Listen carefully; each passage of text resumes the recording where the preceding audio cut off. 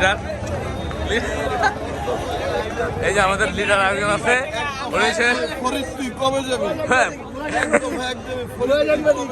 করিম না ভাই, ফরিদে এক দফা এক দাবি, ফরিদ তুই কবে যাবি? আচ্ছা, মোবাইলের দাম কেমনে থাকবে? মহাজন যদি লাভবান না হয় আমরা কিভাবে লাভবান হবো বলেন? এই 8 মাস ধরে এমন একটা ব্যবসায়ী নাই যে প্রফিট বাসায় নিয়ে যেতে পারছে। আমার মনে হয় শতকরা 90% ব্যবসায়ী লস খাইছে, কিছু লোক বাদে। এটা তো আর মানা যায় না, হ্যাঁ কথা তো ঠিক। আমাদের এক দফা এক দাবি, এই যে দেখতে পাচ্ছেন অত্যাচার ইনচার্জের কারণে মোবাইল ব্যবসায় রাত দেরি হয়ে গেছে, এটা সত্যি কথা। প্রত্যেকটা ব্যবসা লস করতে, সে এটার কোনো বিদ করে না, বারবার তার বরাবর চিন্তা করেন, স্যালারি বাড়ে না, তাহলে মালিকের তো হচ্ছে না, কি করবে? দোকান ভাড়ার কারণে আসলে মালিক যে ক্ষতিগ্রস্ত আলটিমেটলি তা না, আমরা নিজেরাও ক্ষতিগ্রস্ত। আসলে মালিক যদি সে ভাড়া উঠাইয়া বা এক্সট্রা খরচ দিয়ে সে যদি বাসায় টাকা নিয়ে যেতে না পারে, তাহলে তো আর মানে আমাদের কিভাবে স্যালারি বাড়বে? কি আমরা স্যালারির কথা বললে মহাজন বলবে আমি আর পারবো না বাবা, সরকারি ছেড়ে দাও। তাহলে নিচে আবার ভাই 2.5 লক্ষ টাকা তো নিচে, আর উপরে হ্যাঁ হ্যাঁ মানে সারাদিন দম বন্ধ হয়ে আছে। আচ্ছা না না ভাত টয়লেটও নাই, হ্যাঁ মানে সে মোবাইল ব্যবসাটা ধ্বংস করে দিচ্ছে অ্যাকচুয়ালি। হ্যাঁ আয়নাঘর, আমরা আয়না, হ্যাঁ আসলে কাস্টমার আসলে কি বলে আপনার এটা কোথায় নামাই দিলেন? হ্যাঁ চিন্তা করেন, বসুন্ধরা সিটির মধ্যে একটা মোবাইলের জায়গা, যেটা কিনা সবার ট্রাস্টেড, সবার একটা ট্রাস্টেড জায়গা, সেই জায়গাতেও আমরা আসলে স্বাধীন না।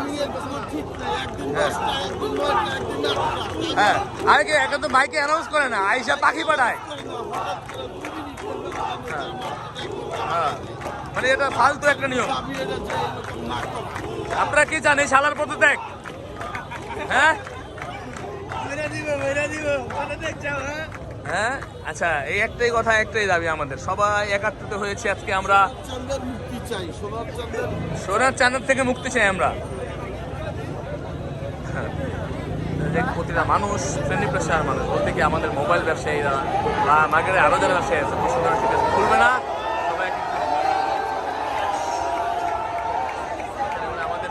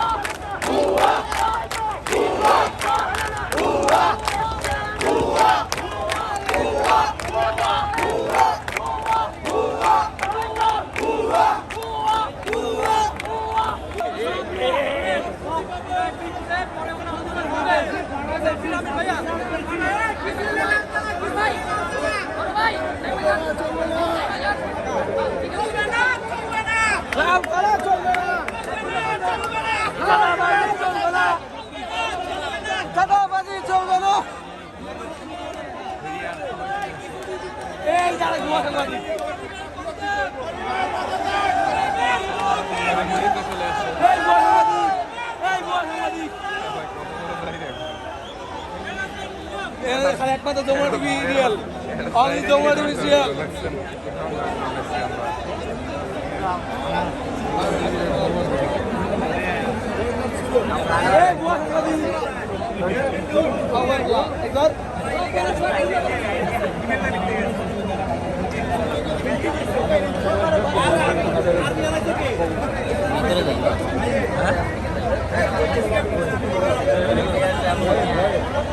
মানে 400 টাকা